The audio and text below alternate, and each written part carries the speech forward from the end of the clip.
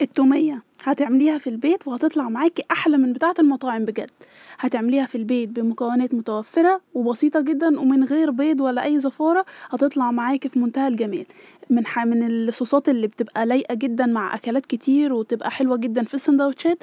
ان شاء الله تجربوها وتعجبكم. احلى صوص تومية ممكن تجربوه. تعالوا نشوف يلا مع بعض عملناه ازاي، ومكوناته سهلة جدا وبسيطة جدا، تقدري تقومي تحضريه دلوقتي حالا. هنسمي بسم الله ونبدأ في المقادير.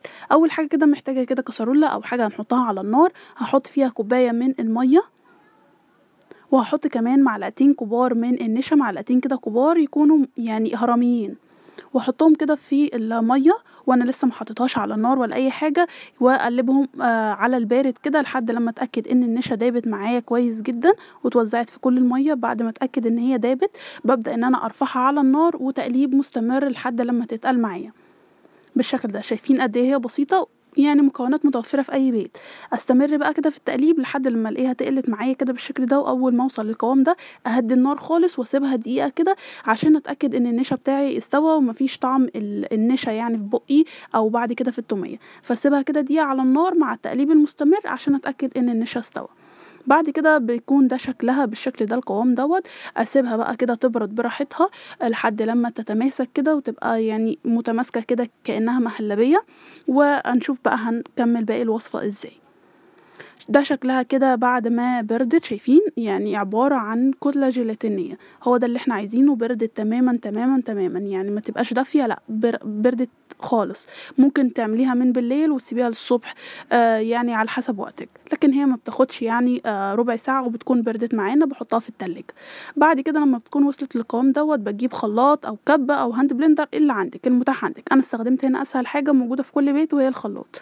بحط كده كمية النشا اللي احنا عملناها كلها في الخلاط، ومعايا هنا نص علبة من الزبادي. انا استخدمت كده النص العلبة اللي هو الصغيرة دوت بالشكل ده. حاول لو فيها مية زيادة الزبادي بتاعتك يعني صفيها منها. بعد كده حطيت كده ربع معلقة صغيرة من الملح وده حسب الرغبة. وحطيت نص معلقة صغيرة من الثوم المفروم.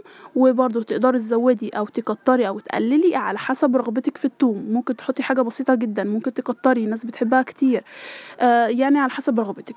بحطه بقى في الخلاط كده واضربهم كويس جدا جدا جدا كويس قوي مع بعض لحد لما يبقى يمسك كده نفسه. وبعد كده بحط 3 معالق من الخل. 3 معالق من الخل. هتلاحظي ان القوام تقل معاكي بالشكل ده. اول ما يتقل كده بالشكل ده بعد ما بتحط الخل ببدا ان انا معايا ربع كوبايه من الزيت. وببدا كده في الخلاط وانا فاتحاه كده من فوق. ببدا ان انا انزل خيط رفيع زي ما انتوا شايفين كده في الفيديو. خيط رفيع جدا جدا عشان تتقل معايا والقوام يبقى تقيل زي ما انتوا شفتوه. شايفين؟ بنزل كده خيط رفيع لحد لما الكميه بتاعتي كلها تخلص بالشكل ده. انا كده خلصت كل كميه الزيت بتاعتي اللي عندي. وده كده كان قوامها. شايفين؟ حلو جدا. يعني هي بعد كده ما تقلقوش، بعد كده بتتقل يعني لما تدخل في التلاجة فيها نشا وكده فبتتقل. في القوام ده حلو جدا جدا. شايفين؟ لونها وجميل جدا. لونها فاتح زي اللي احنا بنحب نجيبها من بره. نكهة الثوم فيها كانت مظبوطة جدا، يعني بصراحة كانت ممتازة. شايفين بقى كده قوامها؟ ده كده قبل ما تدخل التلاجة. هوريكم شكلها بعد ما تطلع من التلاجة عامل ازاي.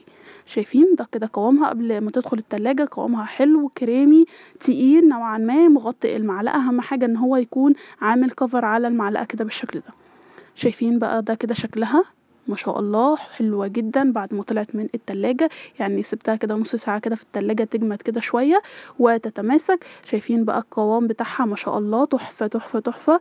وطعمها كان لذيذ وسهلة وبسيطة وما استخدمناش بيض، يدوبك شوية نشا وشوية زيت عندنا وعملنا أحلى تومية للسندوتشات. يعني ممكن تجربوها، بسيطة جدا وسهلة جدا وأحلى من بتاعة فعلا المطاعم.